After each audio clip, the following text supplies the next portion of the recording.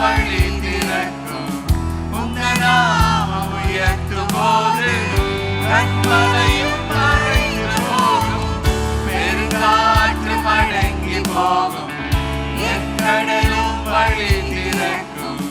உங்க நாமம் உயர்த்தும் போது கண்மலையும் மறைந்து போகும்.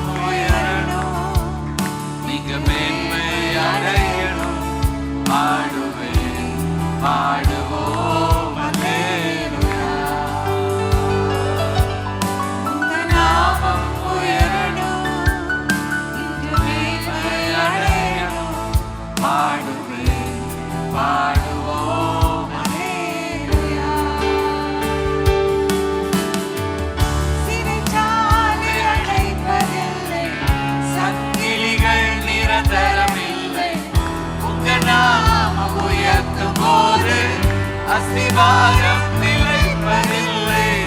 சிறைச்சாலை அடைப்பதில்லை. சங்கிலிகள் நிரந்தரமில்லை. உங்க நாமம் உயர்த்தும் போது அஸ்திவாரம் நிலைப்பதில்லை. இயேசுவே உம் நாமமே உயரணும்.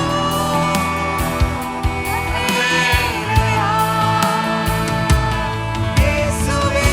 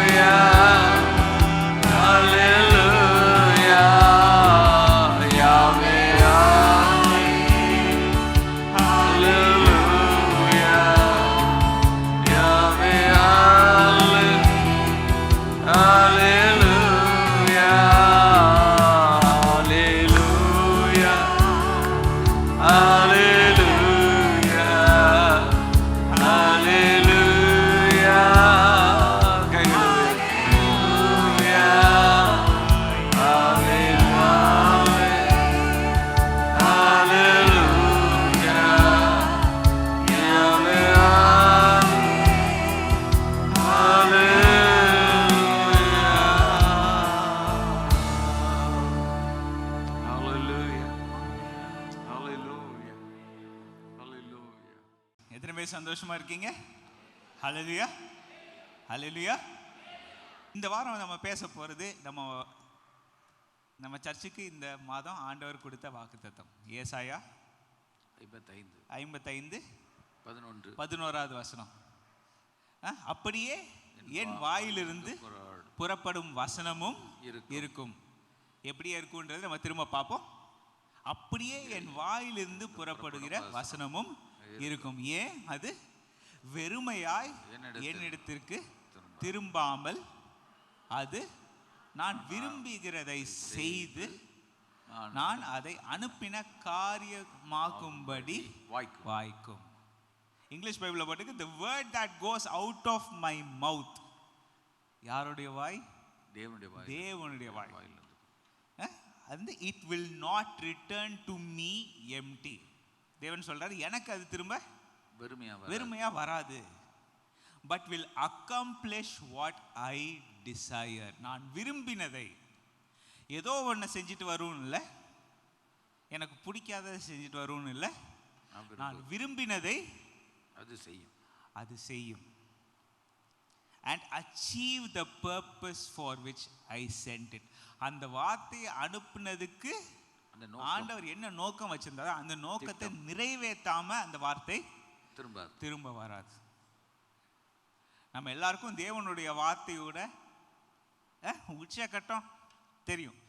இயேசு உலகத்திற்கு நமக்காக நம் பாவங்களிலிருந்து நம்மளை மீட்கிறதுக்காக வந்தார், உலகத்திற்கு வந்தார். அவர் என்ன செய்யணும்? ஸ்டார்டிங்லேருந்து எண்டு வரைக்கும் அவர் செஞ்சு முடிச்சுட்டு இட் இஸ் ஃபினிஷ்டுன்னு சொல்லிட்டு அவர் வாலண்டியராக அவருடைய ஆவியை விட்டு கொடுத்தார். நம்ம ஏப்ரல் மாதம் முடிஞ்சு இப்போ தான் நம்ம ஈஸ்டர் முடிஞ்சு குட் ஃப்ரைடே மெசேஜ் முடிஞ்சு ஈஸ்டர் முடிஞ்சு அது எதுக்காக என்ன இது அதெல்லாம் நம்ம பார்த்துருக்கோம். ஆனால் யோசிச்சு பாருங்களேன், நம்ம ஆண்டவர் அவர் என்ன செய்யணும்னு விரும்பினாரோ அதை செய்யும்படி அவருடைய வார்த்தையை அனுப்பினார். ஹல்லேலூயா சொல்லாமா? ஒரு சின்ன prayer we will start. Our loving heavenly Father, we praise you Lord, we praise you, we thank you. ஆண்டவரே, இந்த ஞாயிறு காலையில் எங்களை எல்லாரையும் நீங்கள் சபைக்கு கூட்டிகிட்டு வந்ததுக்காக நன்றி ஆண்டவரே. ஆண்டவரே, இந்த வருஷம் நாங்கள் எத்தனையோ தடவை ஆண்டவரே வெயில் பயங்கரமாக இருக்குது, எங்களால் தாங்க முடியாத லெவலில் இருக்குன்னு நாங்கள் கேட்டோம். மழையை அனுப்பினீர் ஆண்டவர். இன்றைக்கும் நாங்கள் இந்த ஓரளவுக்கு கம்ஃபர்டபுளாக ஒரு சிச்சுவேஷன் நாங்கள் உட்காந்துருக்கோம்னா ஆண்டவர் உங்கள் கிருபை தான் அப்பா. உங்கள் கிருபை எங்களை தாங்குகிறது. உங்கள் கிருபை எங்களுக்கு ஆண்டவர் எங்களுக்கு தேவையான எல்லா வழியிலையும் நீங்கள் நடத்துகிறீங்க ஆண்டவரே. Lord we thank you so much for that. இப்பயும் ஆண்டவரே சபைக்கு வந்திருக்க ஒவ்வொருவர்கிட்டையும் ஒவ்வொரு காதுகள் ஆண்டவர் எங்கள் மனது எங்கள் இருதயத்துக்கு ஆண்டவர் உங்களுடைய வார்த்தையை நீங்கள் அனுப்புங்க. லெட் யுவர் வேர்ட் கம் ஆண்டவரே. உங்கள் வார்த்தை எங்கள் வாழ்க்கையிலையும் ஒன்று வெறுமையாக திரும்ப செல்லாதும்படி ஆண்டவரே நீங்கள் என்ன நினைச்சிங்களோ ஆண்டவரே உங்கள் விருப்பத்தை ஆண்டவரே அது உங்கள் விருப்பத்தை செய்து ஆண்டவரே அதுக்கப்புறம் உங்கள்கிட்ட உங்கள் வார்த்தை திரும்பட்டும். we give you all the glory, honor and praise. உங்கள் வார்த்தை எங்கள் வாழ்க்கையில் ஒரு பெரிய காரியத்தை செய்வதாக. in Jesus name we pray. எல்லாம் சேர்ந்து சொல்லாமல் சத்தமா ஆமென். Good morning. இப்போ உங்கள் முகத்தில் எல்லாரும் ஒரு சந்தோஷம் இருக்கு. நான் சர்ச்சில் வரும்போது பார்த்து யார் முகத்துலேயும் ஒரு சந்தோஷத்தை காணோம். எல்லாருக்கும் தெரியாது, நான் மறைச்சு பேசணுன்ற அவசியம் இல்லை. எல்லோரும் எலெக்ஷன் பார்த்தோன்னே எல்லாருக்கும் முகம் ஒவ்வொரு டைரெக்ஷனில் போயிடுச்சு. சிலர் பயங்கர சிரிப்பு, சிலர் பார்த்தா நாங்கள் எங்கள் முகம் மட்டும் இல்லை உலகமே இருட்டிட்டு வந்துருச்சு அப்படின்ட்டாங்க. அப்படி இப்படி எல்லா விதமான கதைகளும் நான் கேட்டேன். என்ன, நான் மதுரையிலேருந்து கேட்கல, கோயம்புத்தூர்லேருந்து கேட்டேன்.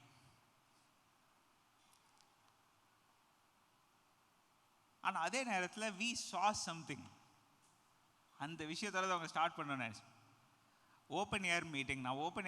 நான் இப்படி இது வரைக்கும் பார்த்ததில்லை. மதுரையில் வந்து இவ்வளோ காற்றடிச்சு நான் பார்த்ததில்லை. அவங்க வந்து ஒரு பெரிய ஒரு ஸ்டேஜ் அழகாக ஒரு இந்த கான்சர்ட் ஸ்டேஜ் மாதிரி போட்டு ஃபுல்லாக ஸ்க்ரீன் அது இதுன்னு வச்சு அவங்க என்ன சொல்கிறாங்கன்னா, உங்கள் ஸ்டேஜ் எவ்வளோ பெருசாக வேணுமோ உங்களுக்கு ஸ்டேஜ் செஞ்சு தரோம், மக்களையும் அதுக்கு அடியில் வைக்கணுமா அதுக்கும் நாங்கள் வேணும், நீங்கள் காசு மட்டும் கொடுத்தா போதும் அவங்களுக்கு எல்லாம் செஞ்சு தந்துடுறேன்னு சொல்லியிருக்காங்க. சரி, அடுத்த வருஷம் என்ன நடக்குதுன்னு பார்ப்போன்னு அவங்க பிளான் பண்ணிட்டு பெரிய ஸ்டேஜ் ஈஸியாக 10,000 ஸ்கொயர் ஃபீட்டுக்கு மேலே இருக்கும். அவங்க கூட அசால்ட்டாக போட்டு முடிச்சிட்டாங்க. நாள் நான் போன அன்னைக்கு வந்து வெயில், பயங்கரமான வெயில். அப்போ அது ஃப்ரைடே போயிருந்தேன். சனிக்கிழமை மத்தியானத்துலேருந்தே மழை, கோயம்புத்தூர் ஃபுல்லாக மழை. அவங்க தோட்டத்தில் மழை இல்லை. நாங்களும் பார்க்குறோம், வர்ற வழியில் ஃபுல்லாக வந்து அப்படி தூரல் தூரல் தூரல் தூரலாக வந்து கரெக்டாக நாங்கள் இங்கே வந்து இறங்கினோடனே மழையை காணும். அப்படின்னா ஆண்டவர் தன்னுடைய ஜனங்கள் சேர்ந்து உட்கார்ற இடத்துல ஸ்டேஜுக்கு மட்டும்தான் இதுன்னு கிடையாது. அவங்க என்ன சொன்னாங்க, எதுக்கு இவ்வளோ பெரிய ஸ்டேஜ் போடுங்க? என்ன அப்புறமா சொன்னாங்க, போன வருஷம் மழை வந்துச்சு, எல்லாரையும் ஸ்டேஜுக்குள்ளே ஏற்றிட்டோம் அப்படின்னாங்க. வந்த ஜனங்கள் எல்லாரையும் பரவாயில்ல, இடம் இருக்கோ இல்லையோ வாங்க ஸ்டேஜுக்குள்ளே வாங்க. ஏன் அதெல்லாம்? ஆண்டவர் இந்த மழையை கம்ப்ளீட்டாக ஸ்டாப் பண்ணாங்க. 3வது நாள் பார்த்தீங்கன்னா பயங்கரமான காற்று. ஸ்டேஜில் இருக்க கர்ட்டன்லாம் கிழிச்சு தூர போட்டு தூக்கி கொண்டு போயிடுச்சு. ஸ்பீக்கர் 2 மாடிக்கு ஸ்பீக்கர் அடிக்க வச்சுருந்தாங்க, அது ஆடிக்கிட்டு இருந்துச்சு. லைட்டு ஆடிட்டு இருக்கு, எல்லாம் ஆடிட்டு இருக்கு. ஆனால் எப்படியோ மனசுக்குள்ளே ஒரு தைரியம் எதுக்கு ஒன்றுமே நடக்காதுன்ட்டு ஒன்றுமே நடக்கலை. மீட்டிங் முடிஞ்ச அடுத்த நாளுக்குள்ள முழங்கால அளவுக்கு தண்ணி. நம்ம 55 அதிகாரத்துக்கு முந்தின வசனம் 10வது வசனம் வாசித்து பார்த்தோம்னா, ஆண்டவர் மழை எதுக்கு அனுப்புகிறாரோ, மாரியும் உறைந்த மழையும் வானத்திலிருந்து இறங்கி. உறைந்தனா ஃப்ரோசன் தானே இல்லையா? ரைட்? நீங்கள் யோசிச்சு பாருங்களேன். ஆக்சுவலாக நான் பார்த்துருக்கேன், நான் நேரில் சொல்லி, நம்ம க்ளவுட்ஸ் அங்கே மேலே போகிற ஒரு பர்டிகுலர் டெம்பரேச்சருக்கு மேலே நீங்கள் பிளேனில் பார்த்தீங்கன்னா அவுட் சைட் டெம்பரேச்சர், இன்சைட் டெம்பரேச்சர்ன்ட்டு பிளேனில் விமானத்தில் தெரியும். எந்த பிளேனில் தெரியுதுன்னு கேட்காதீங்க. ஸ்க்ரீன் இழுக்கிற பிளேனில் போனால் அது மாதிரி நம்ம பிளேன் தேடி ஏறின கேஸ்னா, வெளியே டெம்பரேச்சர் என்னன்னு நினைக்கிறீங்க? -69 -70. நம்ம 1 செகண்ட் வெளியே இருந்தோம்னா நம்ம ஃபுல்லாக நம்மளும் ஐஸ் கட்டியாக மாறி நம்மளும் அப்படி கீழே வந்துடுவோம்னு நினைக்கிறேன். அந்த நிலைமையில் இருக்கு. உறைந்த மழையும் வானத்திலிருந்து இறங்கி அவ்விடத்துக்கு திரும்பாமல், மேலே திரும்ப போகாமல் பூமியை நனைத்து அதில் முளை கிளம்பி விளையும்படி செய்து, விதைக்கிறவனுக்கு விதையும் புசிக்கிறவனுக்கு ஆகாரத்தையும் கொடுக்கிறது. அப்படியோ? எனக்கு நல்ல ஞாபகம் இருக்குது. நான் உங்களுக்கு போன வருஷம் நான் ஒரு மெசேஜ் எடுத்தேன். ஆண்டவர் வந்து தேவனுடைய ப்ராமிஸ்ட் லேண்ட், கானான் தேசம் எப்படிப்பட்ட தேசம்னா, ஆண்டவர் நேரம் சொல்ல, எகிப்து தேசம் மாதிரி கிடையாது. நீங்கள் தண்ணியை இறைச்சிட்டு வந்து தண்ணி ஊற்ற முடியாது. பாலைவனத்தில் வந்து நீங்கள் தண்ணி ஊற்றணும் அப்படின்னு பார்த்தீங்கன்னா, இன்னைக்கு வரைக்கும் நீங்கள் கூகுள் மேப்ஸ்லேருந்து எகிப்தை நீங்கள் தேடி பாருங்கள். இப்போயே நீங்கள் தேடி பார்த்தாலும் எங்கெங்கே நைல் நதி ஓடுதோ அந்த இடம் ஃபுல்லாக பச்சை பசேர்னு இருக்கும். எகிப்து நைல் நதி போகிற இடத்த விட்டு அது வந்து மொத்தமே 4% தான் எகிப்து. மீதி 96% நீங்கள் பார்த்தீங்கன்னா எகிப்தில் ஃபுல்லாக மஞ்சள் ஃபுல் மஞ்சளாக தான் தெரியும். நம்ம சர்ச்சில் போட்டிருக்கோம் பார்த்தீங்களா, இதே கல் கலரில் தான் இருக்கும். 96% ஈஜிப்ட் இப்படி தான் இருக்கும். 4% மற்றும் நைல் நதி ஓடுறதுனால அந்த இடம் ஃபுல்லாக ஒரு வேற மாதிரி பச்சையாக இருக்குது. நம்ம ஊரில் பார்க்குற பச்சையாக இருக்குது, ஒரு ஸ்லைட்டாக கலர் டிஃப்ரென்ஸ் இருக்காங்க. அதையும் பார்த்துட்டு வந்தேன்.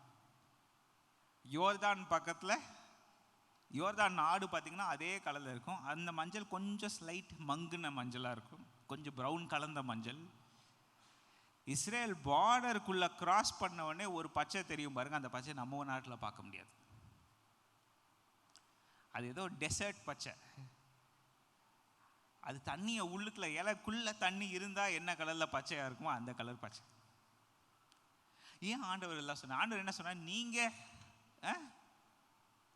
நீங்கள் தண்ணி ஊற்றுற மாதிரி நாடு உங்களுக்கு நான் கொடுக்க மாட்டேன், வானத்திலிருந்து மழையை குடிக்கிற தேசம்.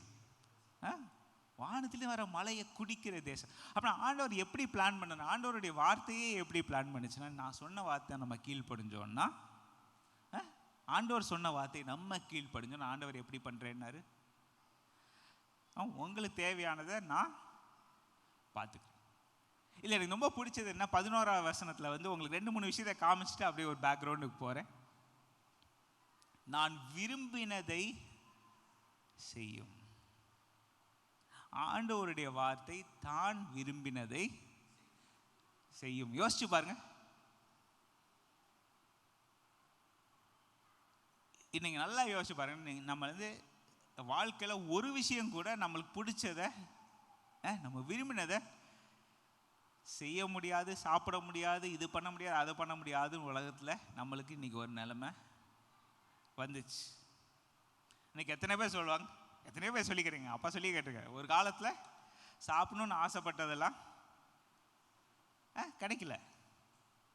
இப்போ சாப்பிடணும்னு ஆசைப்பட்டதெல்லாம் வந்து கிடைக்குது, சாப்பிட்றதுக்கு முடியல.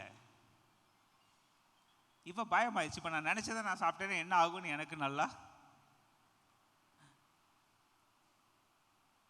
இல்லை. எல்லாருக்கும் அதே வயிறு தானே, எல்லாருக்கும் அதே மாதிரி ஆசை தானே இருக்குது. இப்போ தமிழ்நாட்டில் இருக்கவங்க எல்லாருக்குமே வந்து பிரியாணி தானே பிடிக்கும். ஆமாம், தமிழ்நாட்டில் இருக்க எல்லாருக்குமே பிரியாணி தான் பிடிக்கும். ஆனால் தமிழ்நாட்டில் இருக்க எல்லாருக்கும் பிரியாணி பிடிக்கும்ன்றதுக்காக எல்லார் கையிலையும் பிரியாணியை கொடுத்தா என்ன ஆகுது? நிறைய பேர் அடுத்த நாள் காலையில் எந்திரிக்கவே முடியாது. நாங்கள் ஒரு நாள் நான் பிரியாணி சாப்பிட்டேன்னா அடுத்த நாள் போன அடுத்த நிமிஷம் என் ட்ரெயின் சார் என்ன சாப்பிட்டேன் அப்படின்றது பார்த்து அடுத்த நிமிஷம் சொல்லிடுறாரு. எப்படி கண்டுபிடிக்கிறாங்க தெரியாது, எனக்கு அந்த கண்ணு கிடையாது.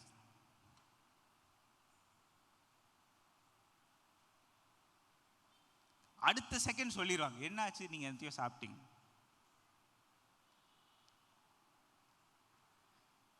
இது நம்ம வெயிட்டை போய் செக் பண்ணி பார்த்தா அப்படியே அடுத்த நாள் 1/2 கிலோ to 1 கிலோ ஏறிடும், ஒரு நாள் சாப்பிட்ற ஒரு பிரியாணினால. இது நம்ம நிலைமை. ஏன் நம்ம சில நேரம் உடம்ப வருத்திக்கிறோம்? ஏன் நம்ம சில நேரம் இல்லை எனக்கு முடியும், ஆனால் என் விருப்பம் வந்து என்ன? அங்கே தான் ஒரு முக்கியமான ஒரு விஷயம் இருக்குது. நம்ம எல்லாருக்கும் அது தெரியும், ஆனால் யாருமே ஒத்துக்க மாட்டோம். நம்ம ஒத்துக்கொள்கிறதுக்கு, உண்மையை ஒத்துக்கிறதுக்கு நம்மளை மாதிரி கஷ்டப்படுற ஆட்கள் வேறு யாருமே கிடையாது. I think you can turn the fan on. Fan போடலாம், உங்களுக்கு காற்று வருதுல்ல. சரி, ஒத்துக்கொள்ளவே முடியாது. ஏன்? நீங்கள் நல்லா யோசிச்சு பார்த்தீங்கன்னா, எனக்கு பிரியாணி விருப்பம், ஆனால் அதுக்கு மேலே எனக்கு ஹெல்த்து, என்னுடைய உடல் நலம், அதுக்கு மேலே எனக்கு விருப்பம்னு எத்தனை பேர் சொல்ல போகிறீங்க? நல்ல தைரியமாக கேட்டுங்க. இதனால தான் நம்ம டெய்லி பிரியாணி சாப்பிடல. அங்கே பின்னாடி இருந்து இல்லையே அது மட்டும் கிடையாது, பாக்கெட்டில் நான் எங்கே போகிறது, அப்புறம் காசு எங்கே போகிறதுன்னு கேட்க போகிறீங்க. அது அடுத்து. ஏன் நம்மளுக்கு சில விஷயம் விருப்பம்ன்றனால சில விஷயத்தை நம்ம விட்டு கொடுக்குற நிலைமை இருக்குது. ஆனால் நம்ம ஆண்டவர் எப்படிப்பட்டார்னா, அவர் விருப்பத்தை அவர் வார்த்தை செய்யாமல் திரும்பாது. நீங்கள் கேள்விப்பட்டிருப்பீங்க, சிலர் வந்து அவங்க வாயிலேருந்து வார்த்தையை எடுக்கிறது ரொம்ப கஷ்டம். எத்தனை பேர் கேட்டிருக்கீங்க? சிலர் வந்து வாயை கண்ட்ரோல் பண்ண முடியாது. இப்போ ஏன்னா எந்த கேட்டகரியில் நீங்கள் வச்சுருக்கீங்கன்றது வந்து நீங்கள் யார்கிட்ட கேட்குறீங்களோ அதை பொறுத்து வந்து நிற்கும். சரி, ஆனால் சிலர் வாயிலேருந்து வார்த்தை எடுக்கவே முடியாது. நம்ம எல்லாருக்குமே தெரியுமா தெரியாதா? நல்லா தெரியும். இப்போ ஆண்டவர் சொல்கிற ஒவ்வொரு வார்த்தையும் அவர் விரும்பினதை சாதிக்காமல் அது திரும்பாதுன்னா ஆண்டவர் எத்தனை வார்த்தை பேசுவார்? யோசிச்சு பாருங்க. பேசிக்கிட்டே இருப்பாரா? லொடலோடன்னு பேசிக்கிட்டே இருப்பாரா? எல்லாம் யோசிச்சு நிதானமா, இல்லை ஒரு நிமிஷம் தைரியமாக சொல்லுங்களேன், எப்படி ஆண்டவர் பேசுவார்? யோசிச்சு நிதானமா அவர் என்ன சொல்லணுமோ அதை மட்டும். ஏன்னா நீங்கள் நல்லா யோசிப்போம், பைபிள் அதை எழுதி வச்சிருக்கு, மிகுந்த வார்த்தைகளினால் பாவம் வரும்ல. இந்த multitude of words there is sin அப்படின்னு இங்கிலீஷ் பைபிளில் எழுதியிருக்கு. ஏன் இதெல்லாம் எழுதியிருக்கு? ஆனால் ஆண்டவர் பாருங்க, தான் விரும்பினதை செய்து அனுப்பின காரியம் வாய்க்கும்படி. ஆர் இன் இங்கிலீஷ் பைபிள் நான் சொன்ன மாதிரி, இங்கிலீஷ் பைபிள் அந்த வார்த்தை எனக்கு ரொம்ப பிடிச்சிருந்துச்சு, அதுக்காக உங்களுக்கு சொன்னேன். Right, achieve the purpose.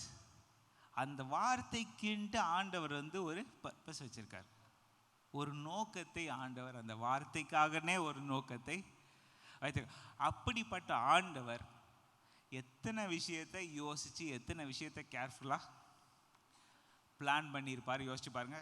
ஏன்னா நீங்கள் நல்லா யோசிச்சு பாருங்க, நம்ம ஒரு விஷயத்தை செய்யணும்னு நினச்சா, ஒரு விஷயத்தை செய்யணும்னு நினச்சா நம்ம படுற பாடு நம்மளுக்கு தான் தெரியும். அதே பிரியாணி எக்ஸாம்பிள் எடுத்துக்கோங்க. பிரியாணி நீங்கள் செய்யணும்னு ஆரம்பிச்சிட்டிங்கன்னா முதல்ல என்ன தேடுவீங்க? நம்ம தமிழ்நாட்டில் இருந்தோம்னா சீரக சம்பா, கரெக்டா? இல்லை பரவாயில்ல, பொன்னி அரிசியில் செய்யணும், உங்களுக்கு கோவம் வருமா வராதா? சிலர் வீட்டில் வந்து நீங்கள் பாஸ்மதி அரிசியை காமிச்சாலே வேணாம் வந்துடுது இல்லை. அது ஒவ்வொரு ஊருக்கு மாறும்னு வச்சுக்கோங்க. சரி, ஓகே. அதுக்கு அடுத்து நான் இது திட்டு வாங்கியிருக்கேன், அந்த பிரியாணி இலை காணுமே தேடிட்டு இருப்பாங்க. ஏன்னா அந்த இலை இல்லாமல் அந்த ஸ்மெல்லு வராது. இந்த மாதிரி சில விஷயம் இல்லாமல் சில விஷயத்தை செய்யணும். அப்படின்னா என்னென்ன பிளான் பண்ணணும்? பிரியாணி செய்கிறேன்னு நான் நினைக்கிறதுக்கு முன்னாடியே ஃபினி முக்கியமான விஷயம், மட்டனை மறந்துட்டீங்க. எத்தனை பேர் சொல்ல போகிறீங்க? இப்போ கரெக்டாக கை தூக்கிட்டாங்க. அது இருக்கு, மட்டன் இல்லாத பிரியாணி அது பிரியாணி கிடையாது அப்படின்ட்டாங்க. ஆனால் ஏன் இதெல்லாம்? அப்படின்னா ஆண்டவர் எத்தனை விஷயத்த பிளான் பண்ண பிறகு சில விஷயத்த ஆண்டவர் பேசுவார். நல்லா யோசிச்சு பாருங்க. இன்னைக்கு உங்களுக்கு அதில் ஒரு உல்டாவான ஒரு விஷயத்தை உங்களுக்கு நான் சொல்ல போகிறேன். ஆதியாகமம் 12வது அதிகாரம் 1வது வசனம். ஏற்கனவே இன்னைக்கு நம்ம சொல்ல போகிற நிறைய விஷயம் ஏற்கனவே சர்ச்சில் பேசியிருக்கேன். ஆனால் இன்னைக்கு ஒரு ரிமைண்டர். எதுக்காக இந்த ரிமைண்டர்னு நான் சொல்லிடுறேன். ஆண்டவர் எத்தனையோ வருஷம் கழிச்சு உங்களுக்கு நான் கடைசியாக பேசும்போது சொன்னேன், அப்பா வாழ்க்கையில் ரொம்ப இடைப்பட்ட ஒரு பிரசங்கியாளர், ஒரு பெரிய பாஸ்டரோட மெசேஜ் கேட்டேன். அவர் என்ன சொன்னார்? ஒரே மெசேஜ் கேட்குறியா, திரும்ப திரும்ப கேளு, வாழ்நாள் பூரா கேளு. ஏன் அதே மெசேஜே திரும்ப திரும்ப கேட்க வேணும்? உனக்கு 6 மாதம் நீ திரும்ப திரும்ப டெய்லி 180 நாள் நீ கேட்டாலும் பரவாயில்ல. அந்த வார்த்தை உனக்குள்ள கிரியா செய்ய ஆரம்பிக்கும் போது உனக்கு தேவையான மிரக்கிள், உனக்கு தேவையான அற்புதம் நடக்கும். நான் சொன்னேன் உங்ககிட்ட, ஒருத்தவங்க 6 மாசமா டாக்டர்கிட்ட போக முடியாது, படுக்கையாக கிடந்தவங்க இந்த மெசேஜ் மட்டும் ஒரே ஒரு கேசட் இருந்துச்சு, ஒரே ஒரு கேசட்டை திரும்ப திரும்ப திரும்ப போட்டு கேட்டாங்க. என்ன நடந்துச்சு? 6 மாசத்துல ஒரு கால் நீளாத கால் நீண்டுச்சு. ஆண்டவருடைய வார்த்தைக்கு 6 மாசம் ஆகுதா? ஆண்டவருடைய வார்த்தை ஒரு செகண்ட்லேயும் நடக்க முடியும். ஆனால் அவங்களுக்கு ஃபெய்த்துக்கு எவ்வளோ நாளாச்சு? 6 மாதம் ஆச்சு. இன்னைக்கு இந்த ஃபெய்த்தை பற்றி உங்களுக்கு ஒரு அழகான ஒரு விஷயத்தை காமிக்க போகிறேன். ஏன்னா ஆண்டவருடைய வார்த்தை மேலே எனக்கு நம்பிக்கை இருக்குன்னு எத்தனை பேர் நம்ம இப்போ தைரியமாக சொல்ல முடியலனாலும் இந்த மெசேஜ் முடிகிற நேரத்தில் ஆண்டவருடைய வார்த்தை மேலே எனக்கு கட்டாயமாக நம்பிக்கை உண்டு. இது உங்களுக்கு எல்லாருக்கும் தெரிஞ்ச வசனம். கர்த்தர் ஆபிராமை நோக்கி, நீ உன் தேசத்தையும் உன் இனத்தையும் உன் தகப்பனுடைய வீட்டையும் விட்டு புறப்பட்டு நான் உனக்கு காண்பிக்கும் தேசத்துக்கு போ. நம்ம நிறையா தடவை பேசியிருக்கோம். ஸோ நோ ப்ராப்ளம், எனக்கு எல்லாம் தெரியும். அடுத்து வந்து உங்களுக்கு எல்லாம் தெரியும், இந்த Abrahamic promises, I will bless you, அதெல்லாம் இருக்குது. ஆனால் யோசிச்சு பாருங்க, கர்த்தர் ஆபிராமை நோக்கி, நீ உன் தேசம், நான் சொன்ன வேலையை நீ முதல்ல செய். எனக்கு சண்டே போன வாரம் பாஸ்டர் மெசேஜை கேட்கும்போது இதுதான் ஞாபகம் வந்துச்சு. முதல்ல நான் சொன்னதை செய். நிறைய தடவை வந்து நம்ம என்ன நினைக்கிறோம்னா, ஆண்டவர் ஒரு வார்த்தையை சொல்லிட்டார், நம்ம பயங்கரமான, நம்மளுக்கு வந்து நிறைய பேர் என்ன சொல்லியிருக்காங்க, ஆண்டவர் அப்படி சொல்லிட்டார். ஆமாம், அது எத்தனை வருஷத்துக்கு நிறைய அப்புறமா நடக்கும்? ஏசாயா தீர்க்கதரிசி மூலமாக ஆண்டவர் வந்து 500 வருஷத்துக்கு முன்னாடியே சொல்லிட்டார், 700 வருஷத்துக்கு முன்னாடியே சொல்லிட்டார். அதுக்கப்புறம் தான் ஜீசஸ் பிறந்தார். இந்த மாதிரி சின்ன பிள்ளைல நான் இந்த மாதிரி மெசேஜை கேட்டு என் லைஃப்பில் என்ன ஆச்சுன்னா, அப்படின்னா என் லைஃப்பில் டைமில் ஆண்டவர் எதுவும் செய்ய மாட்டார், அடுத்தவங்க வாழ்க்கையில் தான் செய்வார். அது என்ன அநியாயம்? அப்படி தான் நான் யோசிச்சிருக்கேன். எத்தனை பேர் அப்படி யோசிச்சிருக்கீங்க? தைரியமாக கை தூக்கலாம், பரவாயில்ல. ஆண்டவர் பார்க்குற, நீங்கள் ஏன்ட்ட கை தூக்கலனாலும் அவருக்கு தெரியும்ல.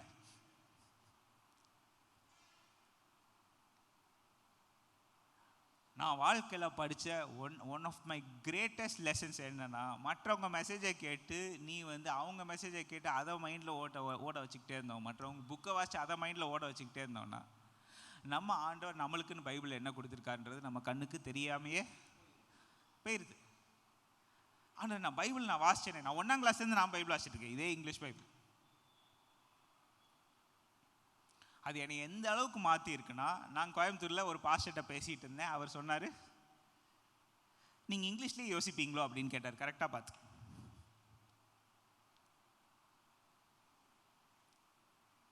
சொன்னால் நாங்களாம் வந்து இங்கிலீஷில் எங்கேயாவது போய் பேசணும்னா கஷ்டப்பட்டு நாங்கள் வந்து ஃபஸ்ட்டு தமிழில் யோசிச்சு அதை மென்டலாக இங்கிலீஷில் ட்ரான்ஸ்லேட் பண்ணி பேசுகிறோம்.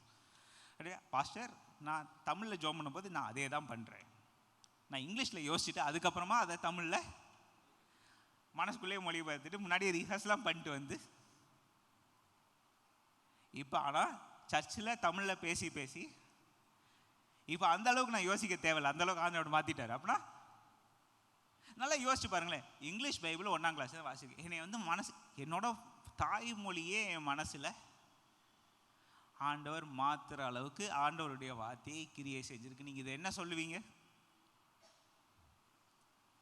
எத்தனை பேர் நான் கிரேக்க மொழியில் நான் வாசிக்க ட்ரை பண்ணுறேன் அப்படின்னா எனக்கு கிரேக்க மொழி வந்துடும் எத்தனை பேர் சொல்ல போறீங்கன்னு தெரியல. ஆனால் ஆண்டவர் ஒரு வார்த்தை சொன்னார், தேசத்துக்கு போ. இது ஆண்டவர் கூறின வார்த்தை தானே?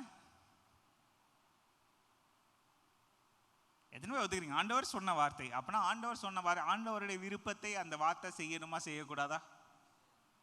செய்யணும். ஆனால் இங்கே என்ன பிரச்சனை இருக்கு? ஆபிராம்கிட்ட சொன்ன வார்த்தை. அப்படின்னா ஆபிராம் அந்த வார்த்தைக்கு கீழ்ப்படிஞ்சாதான்.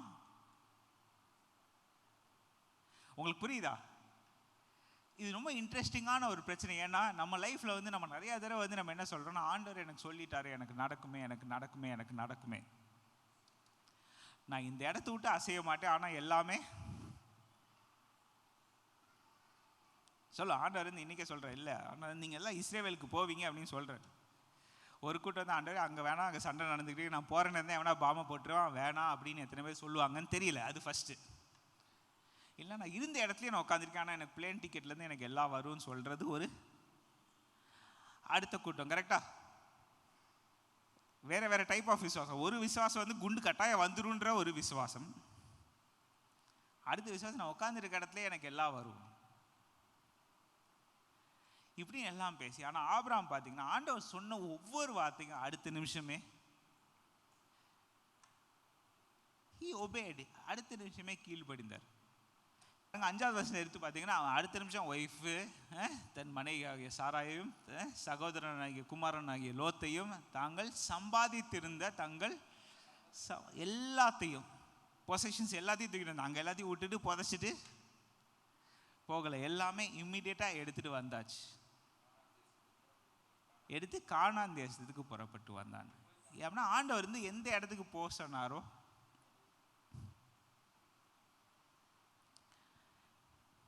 ஆண்டவர் எப்படி ஆபிராம்கிட்ட பேசினாருன்றது 2வது. ஆனால் ஆண்டவர்கிட்ட பேசினோடனே ஆபிராம் வந்து உடனடியாக கீழ்ப்படிந்தார். எனக்கு இது ரொம்ப பிடிச்சிருந்துச்சு. ஏன்னா கீழ்ப்படிஞ்ச உடனே என்ன நடந்துச்சுன்னா, அவன் எவ்வளோ தூரம் ட்ராவல் பண்ணி 6வது வசனத்தில் எங்கெங்கெல்லாம் ட்ராவல் பண்ணான்னு வந்திருக்கோம் அப்படின்னு சொல்லிட்டு 6வது வசனத்தோட எண்டில் பார்த்தீங்கன்னா, காலத்திலே கானானியர் அத்தேசத்தில் இருந்தார்கள். எம்டி லேண்ட் கிடையாது, ஆட்கள் அங்கே ஏற்கனவே இருந்த நாடு. இது நீங்கள் நல்லா ஞாபகம் வச்சுக்கிறேன். இன்னொரு வசனம் அப்புறமா உங்களுக்கு சொல்லும்போது இது நல்லா ஒர்க் ஆகும். ஆண்டவர் கூட்டு போனாரே, என்னை வனாந்திரத்துக்கு கூட்டிகிட்டு போனாரா? எத்தனை பேருக்கு அந்த பயம் உண்டு? ஆண்டவர் நீங்கள் சொன்ன வார்த்தைக்கு நான் கீழ்ப்படிஞ்சேன், அதுக்குன்னு பார்த்தா என்னை வந்து வனாந்திரத்தில் போய் விட்டுருவீங்களா? எனக்கு ஒன்றுமே இல்லைங்க, தண்ணியும் சாப்பாடும் கிடைக்காத இடத்துல என்னை கொண்டு போய் விட்டுருவீங்களா? எனக்கு அந்த பாஸ்டர் சொல்லி கொடுத்த விஷயம் ரொம்ப முக்கியமான ஒரு விஷயம். நம்மளுக்கு நிறைய பேருக்கு வந்து முழு விசுவாசம் கிடையாது. நம்மளுக்கு அறகுறை விசுவாசம் ரொம்பவே நல்லா ஒர்க் ஆகும். நம்ம விசுவாசம் என்ன? ஆண்டவர் என்னைய காட்டில் கொண்டு போய் இருக்கா இல்லையா? நான் விளையாட்டுக்கு சொல்ல, நான் உண்மையாக சொல்கிறேன், நான் ஜோக் அடிக்கிறதுக்காக சொல்ல. நல்லா யோசிச்சு பாருங்க, ஆண்டவர் என்னை எங்கே போய் பண்ணிடுவார்? என்ன பண்ணிடுவார்? எங்கேயோ மனசுக்குள்ளே வந்து ஆண்டவர் என்னை காலை வாரிடுவார், எனக்கு இப்படி பண்ணிடுவார், எனக்கு அப்படி பண்ணிடுவார். இந்த காலத்து பிள்ளைங்களோட ப்ராப்ளம். ஆண்டவர் வந்து என் கையிலேருந்து செல்ஃபோனை பறிச்சிருவார், இல்லைனா வந்து நெட்வொர்க் இல்லாத ஒரு இடத்துல என்னை கொண்டு போய் நிப்பாட்டிடுவார். அங்கே போய் நான் ஸ்விக்கிலேருந்து சாப்பாடு ஆர்டர் பண்ண முடியாது. என் கண்ணுக்கு தெரிய எந்த ஹோட்டலும் இருக்காது, வெஜிடேரியன் ஹோட்டல் மட்டும் தான் கண்ணுக்கு தெரியுது, நான்வெஜ்ஜே தெரில. இப்போல யாராவது சொல்லியிருக்கீங்களா என்னை மாதிரி? சரி, ஓகே. ஏன் சொல்கிறேன்னா, நம்ம லைஃப்பில் வந்து ஒரு இன்ட்ரெஸ்டிங் பிரச்சனை இருக்குது. நம்மளோட விசுவாசம் வந்து அறகுறையாக ஒர்க் ஆகுது. இதை உங்கள்கிட்ட நான் சொல்லிட்டு இதுக்குரிய பதிலை நான் உங்களுக்கு சொல்லலைன்னா வேஸ்ட். நான் எத்தனையோ தடவை கேட்டுருக்கேன், உங்கள் விசுவாசத்தை வளருங்க வளருங்க வளருங்கன்னு சொல்லிடலாம், ஓகே. ஆனால் ரொம்ப நாள் மனசுக்குள்ள இந்த ஒரு இருதயத்துக்குள்ள இந்த ஒரு கேள்வி, எல்லாம் என்ன சொல்றாங்க, நம்மளுக்கு ஒரு மைண்ட் இருக்கு. நம்ம மூளை வந்து it's the seat of our intellect. நம்ம என்ன சொல்ல, நம்மளோட யோசனை யோசித்து அதை வச்சு கிடைக்க வேண்டிய பலனை கொடுக்கறது நம்ம. அதே மூளை வேற என்ன செய்யாது, மைண்டு. நம்ம பிரெயின் என்ன பண்ணுது, நம்ம சரீரபூர்வமான நம்ம பிரெயின் என்ன பண்ணுதுன்னா, நம்ம உடம்பையே இயக்குறது, நம்ம முழு உடலையும் இயக்குற, முழு உடலுக்கு கொடுக்க வேண்டிய சிக்னல், என்ன சிக்னல் எங்கே கொடுக்கணும் எல்லாத்தையுமே பார்த்துக்கிறது நம்மளுடைய மூளை. இது எனக்கு ரொம்ப பிடிச்ச விஷயம் என்னன்னா, நம்ம சாப்பிட்ற சாப்பாட்டில் 25% நம்ம மூளை தான் சாப்பிடுது.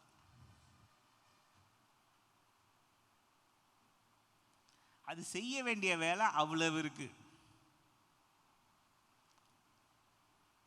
யோசிப்பாங்க, ஒரு முழு பிரியாணி நீங்கள் சாப்பிட்டீங்கன்னா குவார்ட்டர் பிரியாணி அங்கே தான் போகுது. அதனால தான் என் மூளை வெறும் கொழுப்பாக இருக்கான்னு கேட்காதீங்க. இது உண்மை. ரொம்ப யோசிக்கிறவங்களுக்கு ரொம்ப நீங்கள் யோசனை பண்ணீங்கன்னா தலை சூடாயிரும். என்னன்னு கேட்டால், அது வந்து 25% 40% வரைக்கும் சாப்பிட ஆரம்பிச்சிருமா. என் உடல் ஒன்றும் செய்யலை, நான் எடுத்துக்கிறேன், எனக்கு தேவைப்படுது, நான் அவ்வளோ யோசிக்க வேண்டியிருக்கு. எத்தனை பேர் இப்படி யோசிச்சு தலை சூடாகி நல்லா யோசிச்சு பாருங்க. நம்ம லைஃப்ல அதெல்லாம் நடக்குது. அப்பா கை தூக்குறாங்க.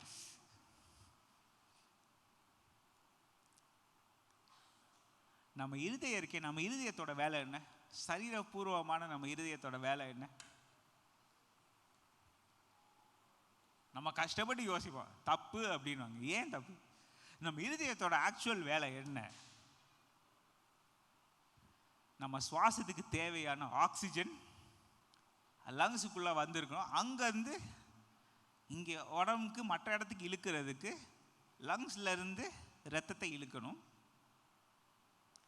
நம்ம உடம்புல ஆக்சிஜன் யூஸ் பண்ணி வெறும் கார்பன் டை ஆக்சைடாக ப்ரொடியூஸ் பண்ண அந்த கார்பன் டை ஆக்சைடை வெளியே தள்ளுறதுக்கு அந்த ரத்தத்தை லங்ஸுக்குள்ளே, நம்மளுடைய லங்ஸுக்கு தமிழில் என்ன சொல்லுவீங்க, நுரையீரலுக்கு திரும்ப தள்ளணும்.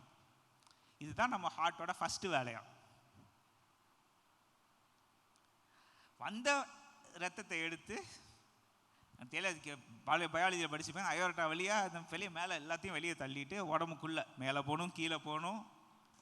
திரும்ப நல்லா ஞாபகம் வச்சுக்கோங்க, உங்கள் கால்லேருந்து திரும்ப மேலே இழுக்கணும். அது எல்லா வேலையுமே அந்த அளவுக்கு அந்த மசில் வந்து ஸ்ட்ராங்காக பம்ப் பண்ணணும். அது ஒழுங்காக பம்ப் பண்ணாமல் இருந்துச்சு, நம்ம கண்டதை சாப்பிட்டோம், நம்ம ரத்தத்துக்குள்ளே கொழுப்பு நிறையா இருக்குது, அது எங்கேயுமே போகிறதுக்கு இடம் இல்லைன்னா என்ன சொல்கிறாங்க, பிளட் வெசலில் அது போய் பிளாக் பண்ணிக்கிற. அப்புறம் சூப்பராக தமிழில் சொல்லுவாங்க, ஸ்டண்ட் வச்சுக்கோ அப்படின்றாங்க.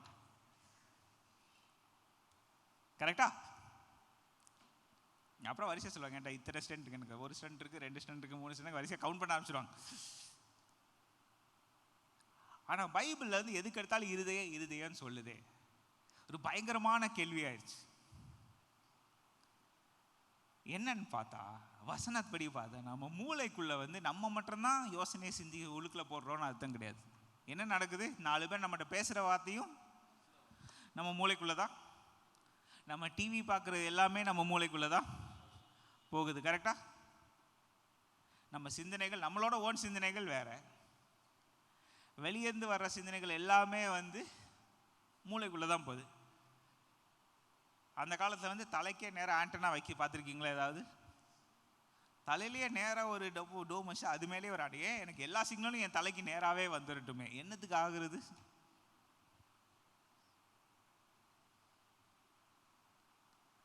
ஆனால் பைபிளில் ஏதாவது நீங்கள் போட்டுக்கா பார்த்தீங்கன்னா, நீங்கள் மற்றவங்க பேசின எல்லாம் வந்து நீங்களா உங்கள் இருதயத்துக்குள்ளே கொண்டு போகாமல் அது போகாது. எத்தனை பேர் அதை வாசிச்சிருக்கீங்க?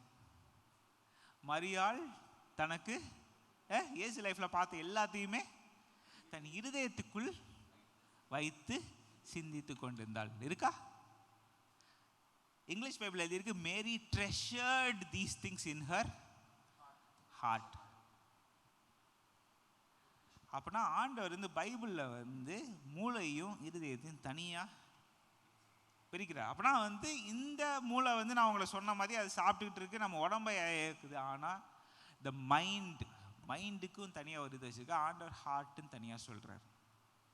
ஒன்று நம்மளுக்கு கொடுத்துருக்க இந்த இன்டெலிஜென்ஸ் நம்ம எல்லாருக்கும். அடுத்தது நீங்கள் நம்ப மாட்டீங்க, ஆண்டவர் நம்மளுக்குள்ள ஒரு உள்ளார்ந்த மனிதனை வைத்திருக்காருன்னு பைபிளில் எழுதியிருக்கு. பார்த்தீங்களா? உள்ளாத மனுஷன், உள்ளான மனுஷன் நாளுக்கு நாள் புதிதாக்கப்படுகிற நேரம் இது, சோர்ந்து போகாதே. கரெக்டா? அப்படிதான் நம்ம பாடுறோம், ஃபாதர் பாட்டு அப்படிதான் பாடுறோம். அந்த உள்ளார்ந்த மனுஷன் நம்மளை பொறுத்த வரைக்கும் நம்மளுக்கு அறகுறையா புரிஞ்சிருக்கும் போது, உள்ளார்ந்த மனிதன் நம்ம இதயம், நம்ம ஸ்பிரிட், நம்ம சோல், நம்மளை பொறுத்த வரைக்கும் இது எல்லாமே இது எல்லாமே ஒன்று தான் நீங்கள் நினச்சிட்டிங்கன்னா உங்களுக்கு புரியும். ஏன்னா இப்போ உலகத்தில் இருக்க டிவி சேனலே நம்ம மண்டைக்குள்ளே போய் தலையை திருகுதுன்னா எத்தனை பேர் அது கேட்ட இந்த விஷயத்தை கேட்டே மண்டையை குடையுதுன்னு எத்தனை பேர் சொல்லியிருக்கோம்? ஒரு டிவியிலேருந்து சேனல்லேருந்து வர்ற சத்தமே உங்கள் மண்டையை குடையுதுன்னா, சாத்தான் பேசுகிற வார்த்தை நம்ம மண்டையை கட்டாயமாக நிச்சயமாக குடையும்.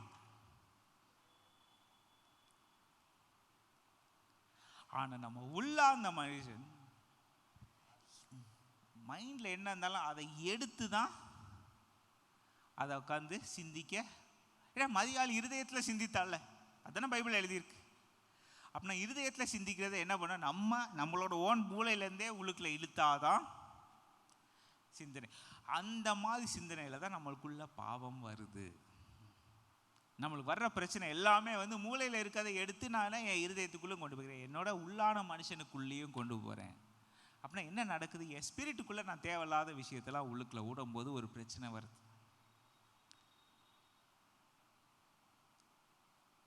அப்படி நீங்கள் நல்லா ஞாபகம் வச்சுக்கோங்க. ஏன் ஆபிரகாம் வச்சு நான் எடுத்தேன்னு சொன்னீங்கன்னா, இந்த எக்ஸாம்பிள் நான் சொன்னேன்னா உங்களுக்கு இப்போ ஆபிரகாம் செஞ்சது புரியும். ஆண்டவர் ஒரு வார்த்தை சொன்னார்,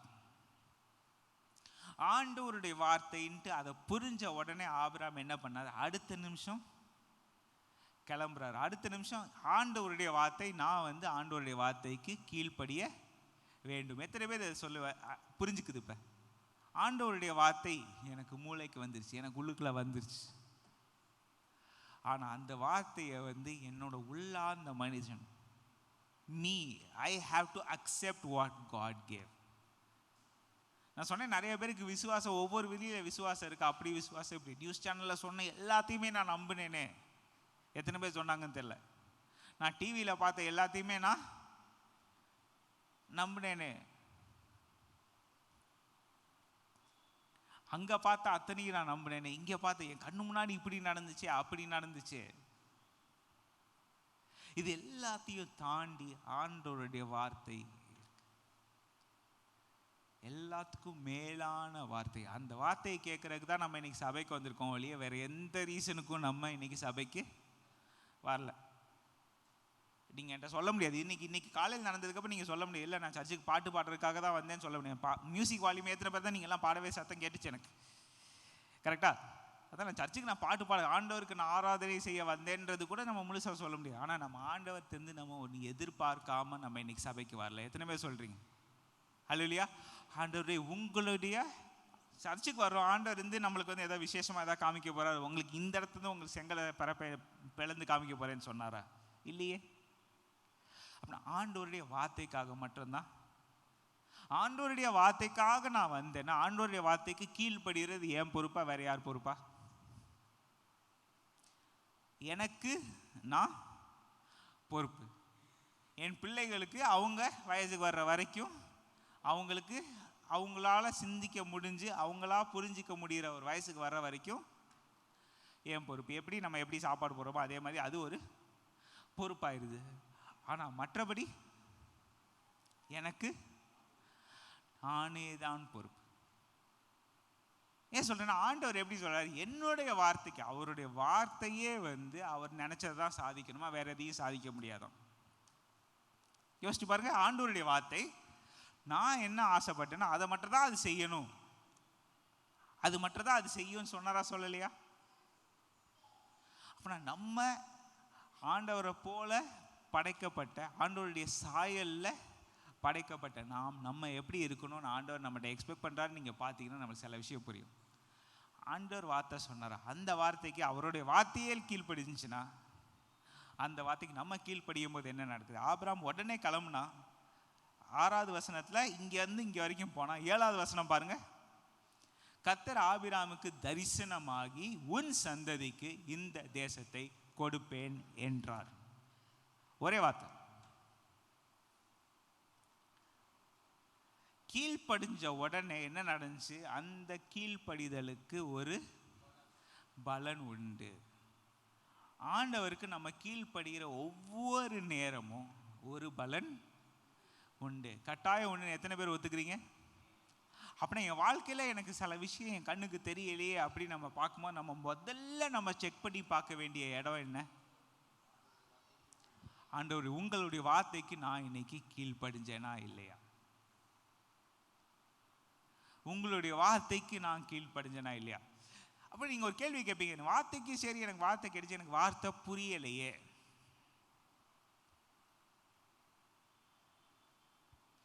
சில நேரம் எனக்கு ஆண்டவர் கொடுத்த வார்த்தை புரியலை. ஏன்னா யோசிச்சு பண்ணி, இப்போ ஆண்டவர் 2வது தடவை பேசியிருக்காரு. கரெக்டா? ஃபர்ஸ்ட் ஆண்டவர் என்ன சொன்னார்? உன் தேசத்துக்கு, இந்த தேசத்தை விட்டு உன் இனத்தாரை விட்டு நீ போ, ஆண்டவருடைய வார்த்தை. இப்போ ஆண்டவர் என்ன சொல்ற? இந்த டைம்ல ஆண்டவர் ஒரு கமாண்ட் கொடுக்குறார், நீ அதை போய் செய். அந்த செயல்ல நம்ம கை வைக்கும் போது என்ன நடக்குது? ஒரு டிலே ஆகுது. நம்ம வாழ்க்கையில் ஒரு பிரச்சனை. அதான் ஆண்டவர் சொன்னார், அந்த வார்த்தைக்கு கீழ்ப்படியலை.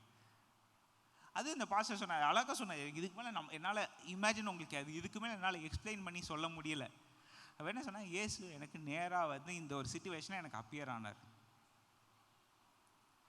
நான் ரொம்ப நாளாக ஆண்டவர்கிட்ட எனக்கு சில ஃபினான்சஸ்க்காக நான் ஜோம் பண்ணிட்டு இருந்தேன். எனக்கு வர வேண்டிய கொஞ்சம் வரவு பொருள் அது ரிலேட்டடாக ஜோம் பண்ணிட்டு இருந்தேன்.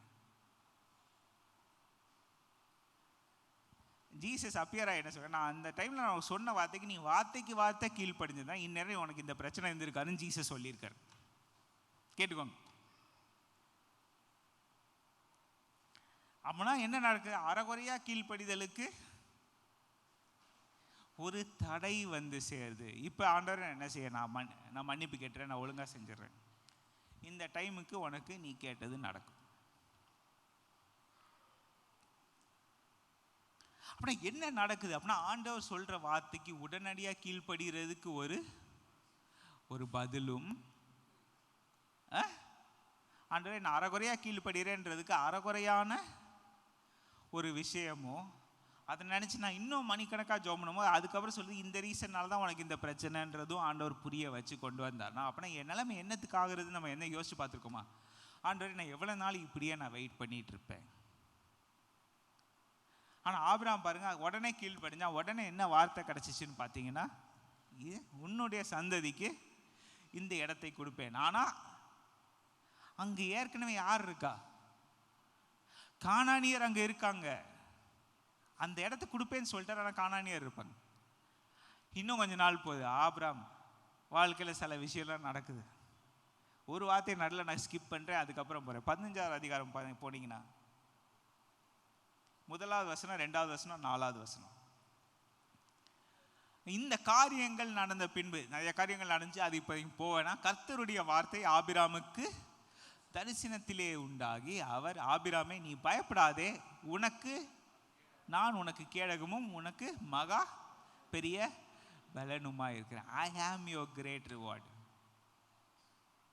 ஆண்டவர் வார்த்தை கீழ்ப்படிஞ்சாச்சு, எல்லாம் செஞ்சாச்சு. இப்போ ஆண்டவர் சொல்றாரு, நீ பயப்படாத. அந்த டைம் அதுக்கு முன்னாடி பார்த்தீங்கன்னா அவனுக்கு வந்த நிறைய விஷயத்த அப்படியே கொடுத்துட்டான். ஆண்டவர் பேரில் எல்லாத்தையும் விட்டு கொடுத்துட்டான். ஆண்டவர் என்ன சொல்றாரு, நான் உனக்கு கூட இருக்கேன், நீ பயப்படாத. அதுக்கு ஆபிராமோட பதில் பார்த்தீங்களா? கரெக்டாக பாருங்க. அதற்கு ஆபிராம், கர்த்தராகிய ஆண்டவரே, அடியனுக்கு நீங்க என்ன தருவீர்? What will you give me? நீங்கள் நல்லா யோசிச்சு பாருங்க, எத்தனையோ விஷயம் அதில் நடுவில் இருந்திருக்கு. ஆனால் நீங்கள் கவனித்து பார்த்தீங்கன்னா ஆபிரகாம் வந்து யோசிச்சு பார்க்குறான், ஆண்டவரே நீங்கள் இதெல்லாம் நடந்திருக்கே, நீங்கள் எனக்கு என்ன ப்ராமிஸ் கொடுத்தீங்க? உன்னுடைய சந்ததிக்கு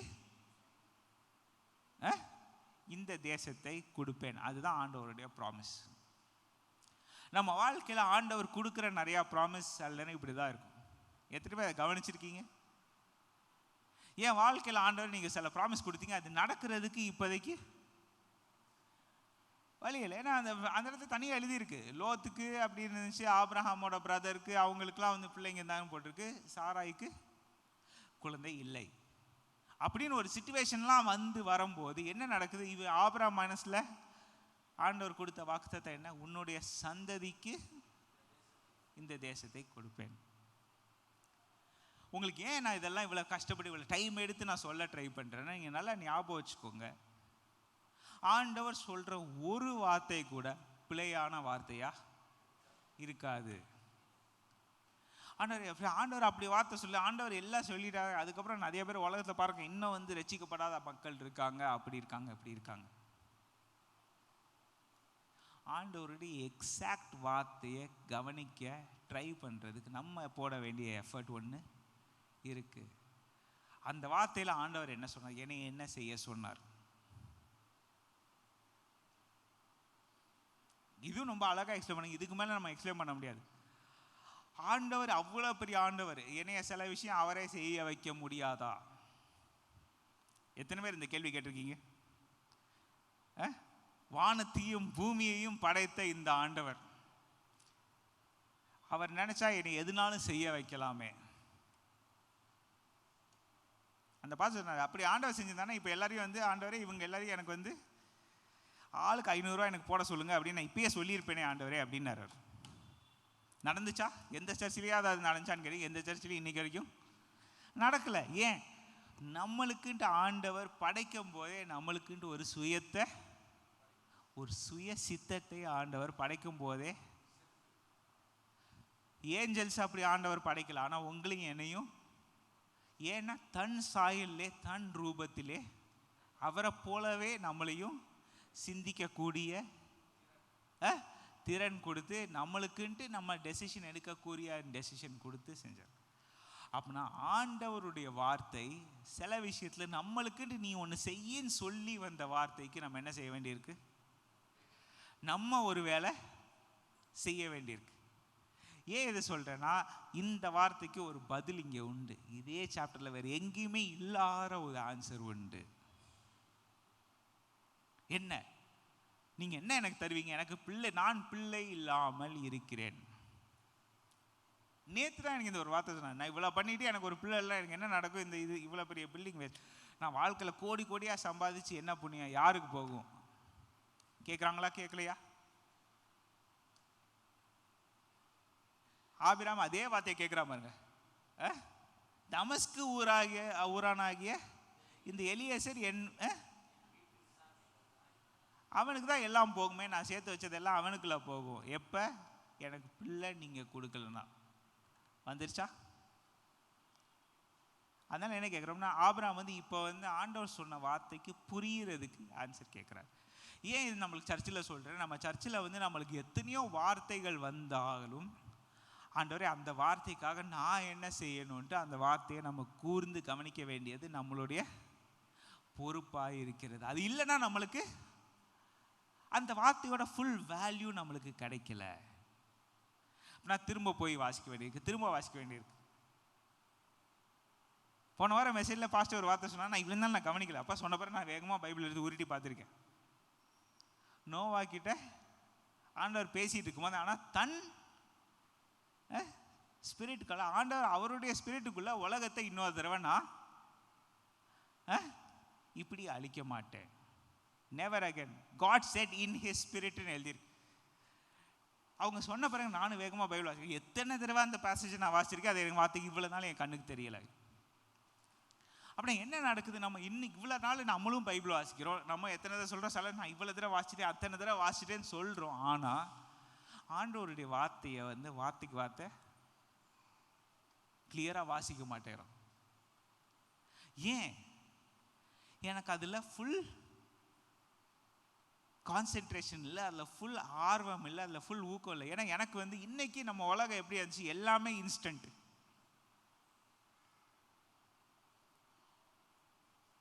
இன்னைக்கு சுடுதண்ணி வேணும்னாலும் வேகமாக ஒரு மகளை போட்டு எத்தனை பேர் மைக்ரோவேவ்ல வைக்கிறீங்க?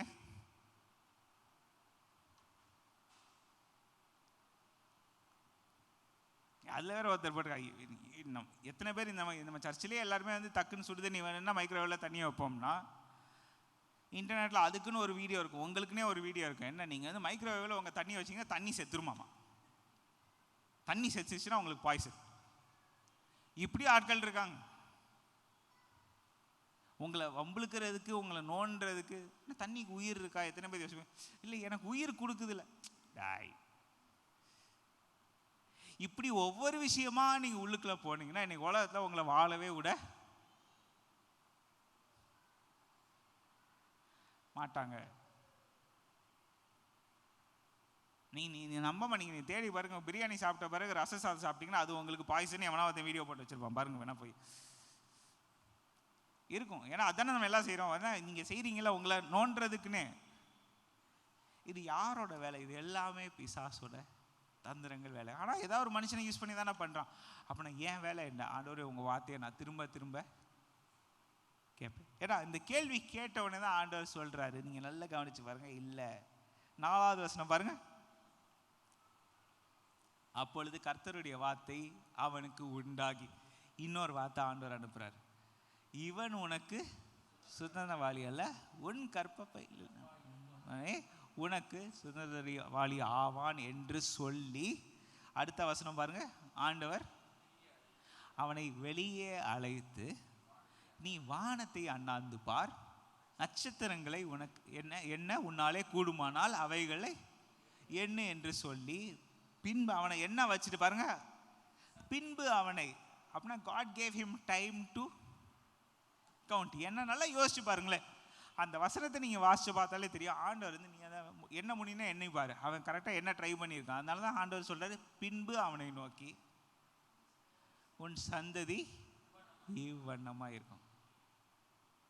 அப்படின்னா அவன் மனசுக்குள்ளே என்ன ஓடி இருக்கு, கவுண்ட் பண்ணலாம் ட்ரை பண்ணி, ஆண்டவரே என்னால் கவுண்ட் பண்ண முடியலையேன்னு பார்த்துட்டே இருக்கான். அப்போ சொல்றாரு, இந்த அளவுக்கு உனக்கு சந்ததி வரும். இது நீங்கள் யோசிச்சு பார்த்தீங்கன்னா, ஆண்டவர் சொன்ன ஒவ்வொரு வார்த்தைக்கும் இந்த மனுஷன் உடனே கீழ்ப்படிஞ்சிருக்கான், இம்மீடியட்டாக கீழ்ப்படிஞ்சிருக்கான். 6வது வசனம் பாருங்க. அவன் கர்த்தரை விசுவாசித்தான், அதை அவர் அவனுக்கு நீதியாக எண்ணினார். எத்தனை பேருக்கு இந்த வசனம் நல்லா தெரியும்? தைரியமா சொல்லுங்க. எல்லாருக்கும் தெரியும். Abraham believed God. God credited it to him as righteousness. இங்கிலீஷ்ல எழுதியிருக்கு. அவனுக்கு அதை நீதியாக எண்ணினார். தமிழ் பைபிள் ரொம்ப சிம்பிளா போட்டுருக்காங்க, credited. கிரெடிட் எப்போ உங்களுக்கு வரும்? உங்க அக்கௌண்ட்டுக்குள்ள யாராவது கிரெடிட் பண்ணும். கிரெடிட் கார்டு எப்படி ஒர்க் ஆகுது? என் கையில் இப்போ அந்த காசு இல்லை, ஆனால் இப்போதைக்கு நான் வாங்கிக்கிறேன், அதுக்கப்புறமா இவ்வளோ நாளைக்குள்ள அந்த காசை நான் திரும்ப அந்த கார்டுக்குள்ளே போட்டுரும். கரெக்டா? ஏன் சொல்கிறேன்னா, இதோட எக்ஸாக்ட் வார்த்தை வந்து கிரெடிட். அவர் நீதியாக எண்ணினார்னு போட்டிருக்கு பார்த்தீங்களா? அவன் விசுவாசம்தான் வந்து ஆண்டவர் வந்து அவனுக்கு நீதியாக கிரெடிட் பண்ணார். ஆபிரகாம் கையில் இருந்தது விசுவாசம், ஆண்டவர் கொடுத்தது நீதி. என்ன மாதிரி நீதி? தேவன் பக்கத்தில் அணுகக்கூடிய நீதி, ரைச்சஸ்னஸ். இங்கிலீஷ் பைபிள் அழகாக எழுதிருக்கு ரைச்சஸ்னஸ். நம்ம இன்னைக்கு நீதின்னு சொன்னால் உண்மைன்னு சொல்லிட்டு போயிடுவாங்க, ட்ரூத்துன்னு சொல்லிட்டு போயிடுவாங்க. இல்லை, அந்த வார்த்தை கிடையாது. ஆண்டவர் ரைச்சஸ்னஸ். எதுக்கு ரைச்சஸ்னஸ்னால், அதுக்காக தான் இயேசு இந்த உலகத்துக்கு வந்தார். எதுக்காக? நம்மளையும் உங்களையும் என்னையும் நீதிமான ஆக்கணுன்றதுக்காக ஆண்டவர் நம்மளை உங்களையும் என்னையும் நீதிமான ஆக்கணும். நம்ம பண்ண பாவங்கள் எல்லாமே, நம்ம பண்ண தப்புகள் எல்லாமே ஆண்டவர் கண்ணுக்கு தெரியாத மாதிரி போகணும். அப்படின்னா இயேசு நம்மளுக்காக உலகத்தில் வந்து அவர் பாவமே இல்லாத மனுஷனாக வாழ்ந்து வேற யாரும் அப்படி வாழ முடியாது. நம்ம ட்ரை பண்ணாலும் நம்மளால வாழ முடியாது. ஆனால் இயேசு தேவனுடைய ஒரே பேரான குமாரன். அவரும் தேவனாகி இருக்கிறபடினால், அந்த ஒரு ரீசன்னால அவர் பாவம் இல்லாமல் இருந்தார். பாவம் இல்லாமல் வாழ்றது எவ்வளோ கஷ்டன்றதுக்கு ப்ரூஃப் இயேசு கிறிஸ்து. ஏன்? அவர் தேவகுமாரனா இல்லைன்னா அவரால் பாவம் இல்லாமல் இருந்திருக்க முடியாது. நம்மளை போல அவரும் இன்னொரு மனுஷனாக இருப்பார். ஆனால் அவர் ஒரே நேரத்தில் மனுஷன் மாதிரி வாழ்ந்தாலும் அவர் தேவகுமாரன் என்றதுனால நம்மளுக்காக அவர் பாவம் இல்லாமல் வாழ்ந்தார். நம்மளும் யோசிக்கலாமே, இல்லை ஒரு பிரியாணி தானே, ஒரு இது தானே, நான் இதை சாப்பிட்டுக்கிறேன் அதை சாப்பிட்டுக்கிறேன் ஜீசஸ் நினச்சிருந்தானே நம்மளுக்கு பாவ மன்னிப்பு என்னைக்கோ போயிருக்கோம். ஆண்டவர் சொன்ன ஒவ்வொரு வார்த்தைக்கு கீழ்ப்படிஞ்சு ஆரம்பத்துலேருந்து முடிவு வரைக்கும் கீழ்ப்படிதலோடு வாழ்ந்தனால உங்களுக்கும் எனக்கும் பாவ மன்னிப்பு. ஆனால் வாழ்ந்தனால மட்டும் கிடையாது, நம்மளுக்காக அவர் சாகிறதுக்கும் ரெடியாக தன் உயிரையே நம்மளுக்காக கொடுக்குறதுனால இது. அப்படியே யோசிச்சு பாருங்களேன். இது நான் உங்களுக்கு சொன்னேன், இங்கிலீஷ் பைபிளில் சொன்ன மாதிரி இட் வாஸ் கிரெடிட்டட். இந்த கிரெடிட் கார்டு மனுஷன் உலகத்துக்கு முன்னாடி தோன்றின ஆபிரகாம் காலம்னா நீங்கள் யோசிச்சு பாருங்கள், 3500 வருஷத்துக்கு மேலே. அந்த காலத்தில் இருந்து இயேசுவின் பிறப்பு இயேசுவின் மரிப்பு வரைக்கும் 1500 வருஷத்துக்கு அந்த கிரெடிட் கார்டு ஒர்க் ஆச்சு. எதனால? தேவனை விசுவாசித்தான். ஆபிரகாம் தேவனை விசுவாசித்தனால ஆண்டவர் என்ன சொல்றாரு? நான் சொன்ன வார்த்தைக்கு நீ விசுவாசிட்டல, உனக்கு இது நீதியாய் எண்ணப்படும்.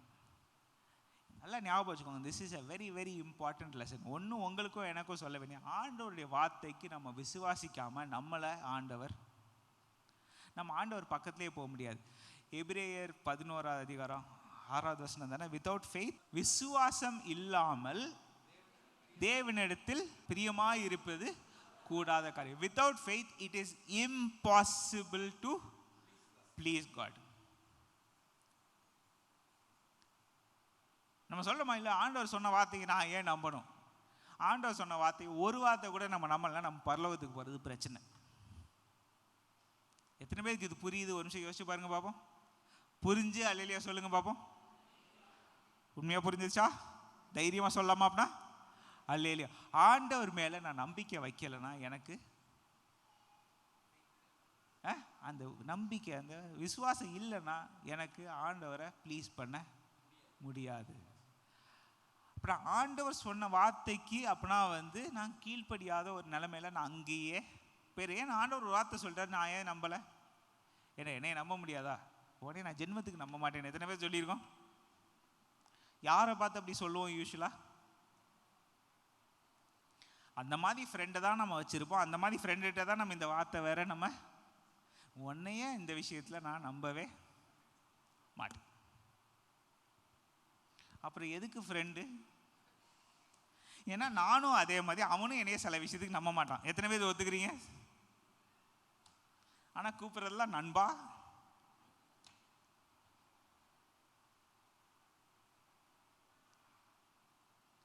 ஏன் இதெல்லாம் நம்ம பேச வேண்டியிருக்குன்னா, ஆபிரகாம் அன்னைக்கு பண்ணது அந்த வார்த்தைக்கு ஆண்டவர் என்னைக்கு ஆண்டவர் சொன்ன வார்த்தையை நம்பினானோ அதுக்கப்புறம்தான் ஆண்டவர் ஒரு முக்கியமான ஒரு விஷயத்தை செய்கிறார்.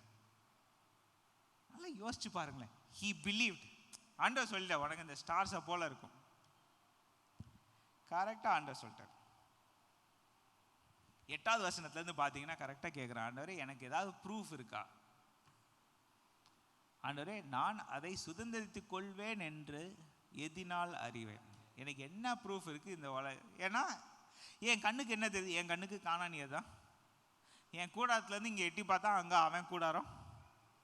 எத்தனை பேர் சொல்லியிருக்கீங்க, ஆண்டவரே எனக்கு நீங்கள் ஒரு வார்த்தை சொல்லிட்டீங்க, அந்த வார்த்தைக்கு எனக்கு இன்னும் ப்ரூஃபு இல்லை, எனக்கு இந்த வார்த்தைக்கு இன்னும் கண்ணுக்கு தெரிய மாட்டேங்குது, ஒரு பிரச்சனை இருக்கு. ஆண்டவரே உங்களை நம்புறது. ஆனால் அவன் கொஸ்டின் வர்றதுக்கு முன்னாடி அவனோட பொசிஷன் என்ன இருக்குது?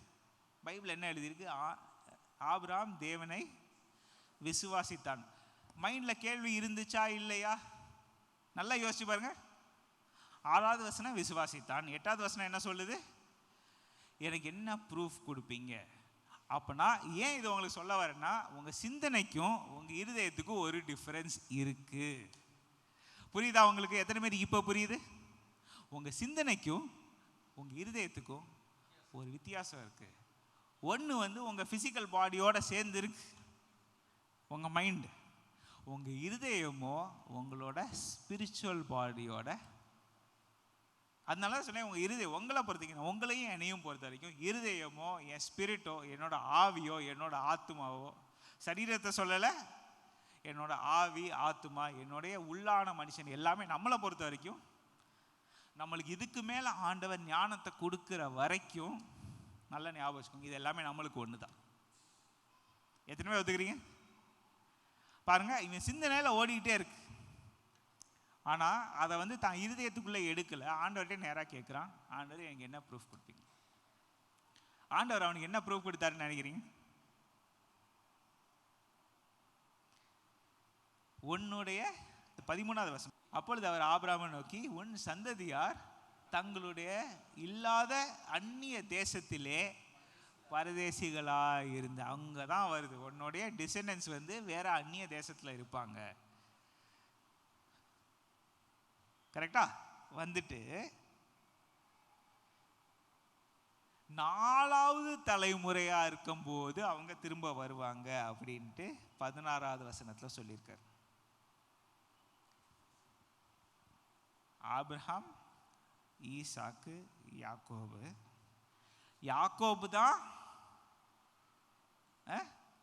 எகிப்துக்கு போகும்போது யாக்கோபு வந்து முதலாவது தலைமுறையாக யாக்கோபு போய் அங்கே போய் அந்நிய தேசத்தில் போய் அந்த தேசத்துலேருந்து 4வது தலைமுறை திரும்ப வருவாங்க. நீங்கள் சில விஷயத்தில் யோசித்து பார்த்தீங்கன்னா, நீங்கள் எப்படி யோசித்து பார்த்தாலும் மோசே அங்கே போனால், மோசையோட சந்ததியிலேருந்து நீங்கள் பார்த்தீங்கன்னா 4வது தலைமுறையாக கரெக்டாக இங்கே வந்து சேர்ந்துருப்பாங்க. லேவியோட பையன், அவனோட பையன், அவனோட பையன் மோசே. அப்படி நீங்கள் வரிசையாக நீங்கள் சில விஷயம் பார்த்தீங்கன்னா திரும்ப இந்த இடத்துக்கு வருவாங்க, கானான் தேசத்துக்கு திரும்ப வருவாங்க. ஏன்னா யோசுவாவும் காலேபும் உள்ளுக்குள்ள ஆண்டவர் வர வச்சிட்டாரு. நம்ம நினைக்கிறோம் சில நேரம் ஆண்டவர் சொன்ன வார்த்தை இல்லை, கிளியராக ஆண்டவர் முன்னாடியே சொன்னாரா சொல்லி ஆபிரகாம்கிட்ட. அதுக்கு முன்னாடி ஆபிரகாம் என்ன செய்ய வேண்டியிருந்துச்சு, அதுதான் உங்களுக்கு இன்னைக்கு சொல்ல வரேன். அதுதான் இன்னைக்கு மெசேஜ். ஏன்னா இந்த வாக்குத்தத்த வசனம் இப்போ நெக்ஸ்ட் பார்க்க போகிறோம், அதோட நம்ம முடிச்சிட போகிறோம். But I want you to understand. நல்லா யோசிச்சு பாருங்களேன், நான் முடிஞ்சாலும் சீக்கிரம் முடிகிறேன். ஆபிரகாம் வந்து ஆண்டவரை என்னைக்கு விசுவாசித்தானோ, எந்த அளவுக்கு விசுவாசமாக இருந்துச்சு. இயேசு உலகத்துக்கு இன்னும் வரல, ஆபிரகாமுக்கு பாவ மன்னிப்பு கிடையாது. எத்தனை பேருக்கு அது புரியுது? அப்படின்னா அந்த காலத்தில் இருந்தவங்க எல்லாருக்குமே ஆபிரகாம் வந்து இன்னைக்கு வரைக்கும் நம்ம வரைக்கும் வந்து ஃபாதர் ஆஃப் ஃபெய்த்னு எதுக்காக ஆபிரகாம் அழைக்கப்படுறாரு அப்படின்னு நீங்கள் பார்த்தீங்கன்னாலே, அவர் அன்னைக்கே வந்து ஆண்டவரை ப்ளீஸ் பண்ணுற ஒரு விஷயம் இன்ஸ்டண்ட்டாக பண்ணிட்டார். இதுக்கு நீங்கள் நல்லா கவனித்து பார்த்தீங்கன்னா அந்த விசுவாசம் எங்கேருந்து வந்துச்சு? யாருக்கும் வரல அந்த விசுவாசம். அவருக்கு முன்னாடி வேறு யாருக்குமே வரல. எதுக்கு ஆபிரகாம் பண்ணுற வந்துச்சு? அவரோட தந்தைக்கு ஏன் வரல? அவரோட சகோதரருக்கு ஏன் வரல? ஏன்னா ஒரு மனுஷனுக்கு மட்டும் ஆண்டவருக்கு முதல்லேருந்து ஆண்டவர் சொன்ன வார்த்தைக்கு கீழ்படிறதுக்கு ரெடியா. அப்போனா நீங்கள் நல்லா கவனித்து பாருங்கள், நம்ம எல்லா உலகத்தில் நம்ம எல்லாருக்குமே சுய சித்தம் உண்டு. நம்ம எல்லாருக்குமே சுய சித்தம் உண்டு. ஏஞ்சல்ஸுக்கு சுய சித்தம் கிடையாது. அவங்க ஆண்டவர் சொன்னது எப்படினாலும் கீழ்படுறாங்க. கீழ்படியாத கேஸ் யாரு? நீங்களும் நானும். அந்த நிலைமையில இருக்கும்போது நம்மளை மாதிரி ஒரு மனுஷன் ஆண்டவர் சொன்ன வார்த்தைக்கு எல்லாத்துக்குமே ஏன் சித்தம் அல்ல? அப்படின்னா இது எவ்வளோ பெரிய ப்ரேயராக இருக்குது அன்னைக்கு. அப்படின்னா அன்னைக்கு ஒரு காலத்தில் மரியாதை பற்றி நம்ம வாசிக்கும் போது என்ன சொல்கிறோம்? நீங்கள் சொன்ன வார்த்தை எனக்கு நிறைவேறட்டும். அப்படின்னா ஃபஸ்ட்டு பாயிண்ட் என்ன வருது? ஒபீடியன்ஸ் வருது. அந்த ஒபீடியன்ஸ் இருக்கும்போது நம்ம ஒபீடியன்ஸ் வந்து நம்ம வாழ்க்கையில் கல்டிவேட் பண்ணும்போது என்ன நடக்குதுன்னா, நம்மளுக்கு ஆண்டவர் மேலே ஒரு விசுவாசம் தானாக ஏற்படுது. எந்த அளவுக்கு ஏற்படுது? ஆண்டவர் கண்ணுக்கு தெரிகிற மாதிரி விசுவாசம் ஏற்படுது. அடுத்த நிமிஷம் ஆண்டவர் என்ன சொல்றார்? உனக்கு இப்பயே என் கிரெடிட் கார்டை தர்றேன், நீ நீதிமான். உங்களுக்கு புரியுதா? எத்தனை பேர் வீட்டில் வந்து அந்த ஒரு விஷயம் வாங்குறதுக்காக நான் இப்படி கஷ்டப்படுறேன் அப்படி கஷ்டப்படுறேன், இந்த பேங்க்கில் போனால் அவன் இத்தனை ப்ரூஃப் கேட்குறான், எதுக்காக அத்தனை ப்ரூஃப் கேட்குறான்? உன் கிரெடிட் ஸ்கோர் என்னன்னு கேட்குறான். ஏன் உன் கிரெடிட் ஸ்கோர் மட்டும் ஏற்கனவே உனக்கு நம்ப முடியாது, அவங்க என்றைக்கோ தீர்மானம் பண்ணாங்க. ஏன் இதெல்லாம் நடக்குது? நான் ஆண்டவர்கிட்டருந்து அந்த கிரெடிட் வாங்க ஏன் உங்களுக்கு சொல்கிறேன்னா, இயேசுக்குள்ளே தான் பைபிளில் நம்மளுக்கு வர்ற எல்லா சுதந்திரமும் எல்லா ஆசீர்வாதமும் ஆண்டவர் கொடுத்த எல்லா ப்ராமிஸும் இயேசுக்குள்ளே தான் இருக்குது. இயேசு இல்லாமல் அந்த ப்ராமிஸ் இல்லை. அப்படின்னா ஆபிரகாமுக்குமே என்ன நிலைமை நடந்திருக்குன்னா, ஆண்டவர் அன்னைக்கே இயேசுவை பற்றி உள்ள அந்த நீதிமான் ஆக்கப்பட்ட அந்த கிரெடிட் கார்டை அன்னைக்கே ஆபிரகாம்கிட்ட ஆண்டவர் கொடுத்துட்டாரு. கொடுத்த உடனே சொல்றாரு, உனக்கு இது நடக்கும். நீங்கள் கவனிச்சு பாருங்க, இதுக்கு அப்புறம் தான் ஆபிரகாமோட பிள்ளையே வந்துச்சு. முதல்ல கொடுத்த வாக்குத்தத்தம், உன்னுடைய சந்ததி இந்த தேசத்தை சுதந்தரிக்கும். நான் உங்கள்கிட்ட சொன்னேன், ஆரம்பத்திலே சொன்னேன் எதுக்காக இந்த வசனம் முக்கியம் உங்களுக்கு சொல்கிறேன்னு சொன்னேன். அதோட முடிச்சினேன். சங்கீதம் 105 அதிகாரம் 43 44 வசனம். இது நீங்கள் எத்தனை பேர் நீங்கள் நம்புறீங்கன்னு தெரில, பட் ஆண்டவருடைய வார்த்தையில் வந்து எத்தனை பேர் இது புரிஞ்சுக்கிட்டீங்கன்னு கூட சொல்ல முடியாது. தம்முடைய ஜனத்தை களிப்போடும் தாம் தெரிந்து கொண்டவர்களை கெம்பீர சத்தத்தோடும் புறப்பட பண்ணி அவர்களுக்கு புறஜாதிகளுடைய தேசங்களை கொடுத்தார். வந்துருச்சா? சாரி, இங்கிலீஷ் பைபிளில் இது 44 வசனம், தமிழ் பைபிளில் 45 வசனமாக இருக்கு. அந்நிய ஜனங்களுடைய பிரயாசத்தின் பலனை சுதந்திரித்து கொண்டார்கள். அல்லேலூயா. இது ஏன் உங்களுக்கு சொன்னா, ஆரம்பத்துல என்ன சொல்லியிருக்கு? அந்த தேசம் கானானியர் இருந்தாங்க, கானானியர் இருந்தாங்க, கானானியர் இருந்தாங்க. ஆபிரகாமுக்கு அது தெரியுமா? கட்டாயமா தெரியும். அவர் நடந்து வரும்போது கானானியர் இருந்தாங்க. ஆண்டவர் வாக்குத்தத்தம் கொடுக்கும்போது கானானியர் இருந்தாங்க. ஆண்டவர் திரும்ப அதை எக்ஸ்பிளைன் பண்ணி கொடுக்கும்போது கானானியர் இருந்தாங்க. ஆனால் எக்ஸ்பிளைன் பண்ணும்போது ஆண்டவர் என்ன சொல்ல, அவங்களுக்குன்னு ஒரு டைம் நியமிக்கப்பட்டிருக்கு.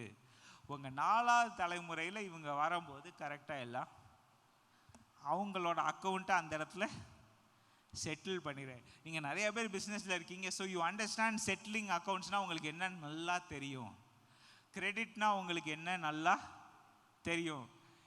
நாங்கள் பிஸ்னஸ்லேயே இல்லைனாலும் கிரெடிட் கார்டு யூஸ் பண்ண எல்லாருக்குமே வந்து கிரெடிட்னா என்னன்ட்டு நல்லாவே தெரியும். இன்னொருத்தட்டு ஒரு வாதி இன்னைக்கு காசு கொடுறேன் நாளைக்கு கொண்டு திரும்ப கொடுத்துட்றேன்னு சொல்கிறது நம்ம எல்லாருக்கும் நல்லா தெரியும். ஆனால் நல்லா ஞாபகம், ஆண்டவர்கிட்ட ஆண்டவருடைய வார்த்தையை நான் வாங்கணும்னா என்னுடைய கிரெடிட் நல்லா ஞாபகம், என்னோட கிரெடிட் கார்டு வந்து விசுவாசம். எத்தனை பேர் நம்புறீங்க? எத்தனை பேர் அல்லேலூயா சொல்லி? Can we all stand up please? இல்லை எந்திரிக்கலாமா? ஒரு நிமிஷம் எந்திரிச்சு நிற்கலாமா? நல்லா யோசிச்சு பாருங்க, இந்த மாச வாக்குத்தத்தம் என்ன? எனக்கு ஆண்டவருடைய வார்த்தை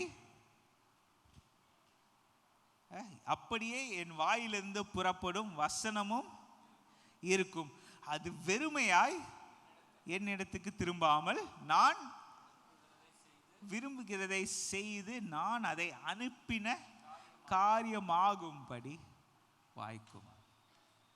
So is the word that goes out of my mouth, it will not return to me empty.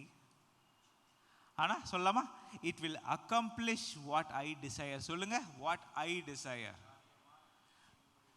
நான் ஆசைப்பட்ட, நான் விரும்பின காரியத்தை செய்யும்படி it will achieve the purpose for which I sent it. ஆண்டவருடைய வார்த்தை இன்னைக்கு நம்ம சபைக்கு என்ன வந்திருக்கு? என்ன வார்த்தை வந்திருக்கு?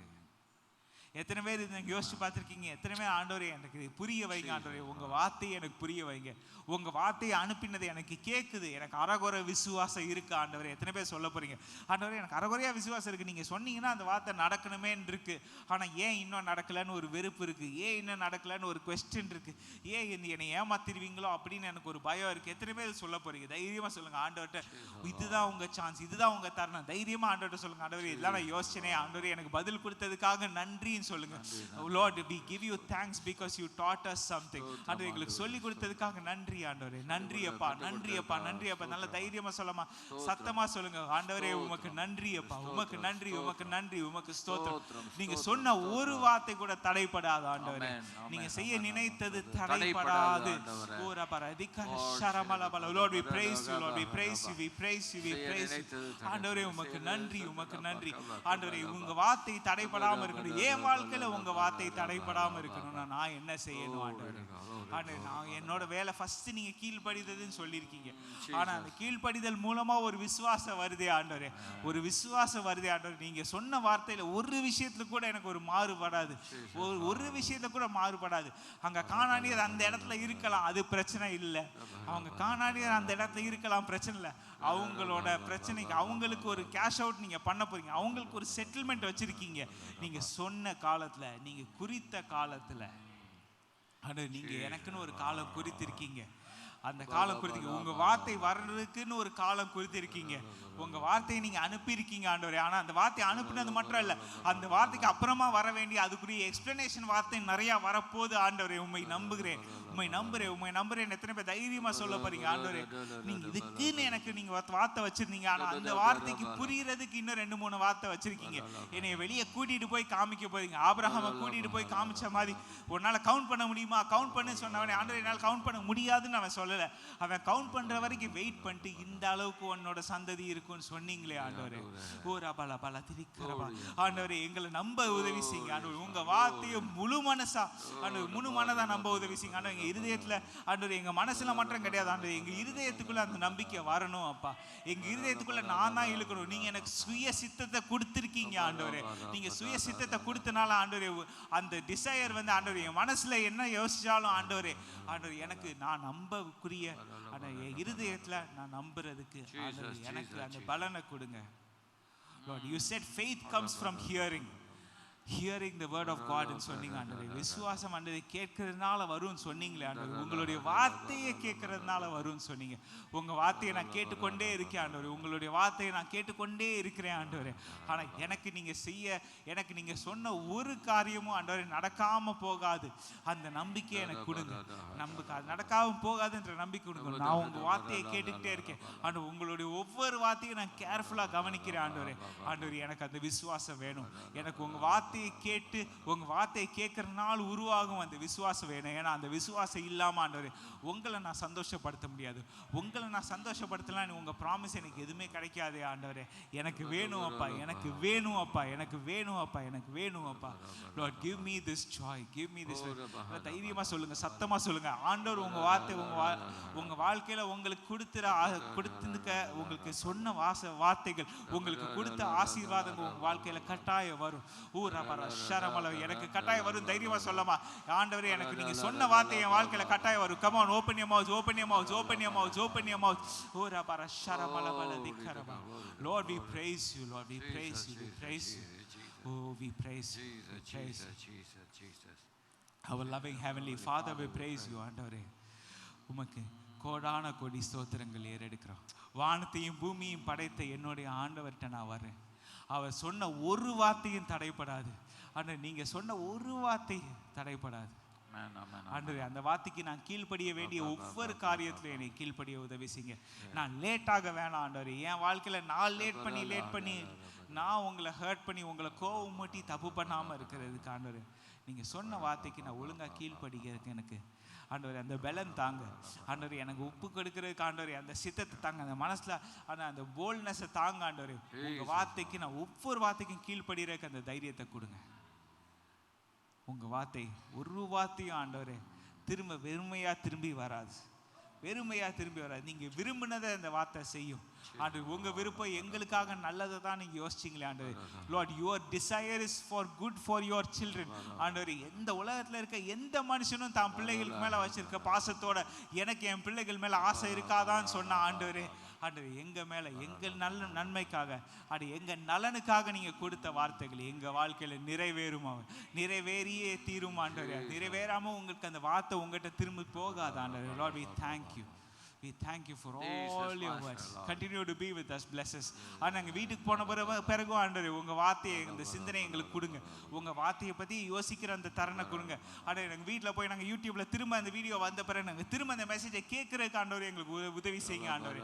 திரும்ப திரும்ப திரும்ப திரும்ப உங்கள் வார்த்தையை கேட்குறோம். போன வாரம் மெசேஜ், இந்த வாரம் மெசேஜ் நாங்கள் திரும்ப திரும்ப கேட்க ஆண்டவரே எங்களுக்கு உதவி செய்யுங்க. கேட்க கேட்க ஆண்டவரே எங்கள் விசுவாசத்தை நீங்கள் வளருங்க ஆண்டவரே. ஆண்டவரே எங்கள் ஒபீடியன்ஸை நீங்கள் வளருங்க ஆண்டவரே.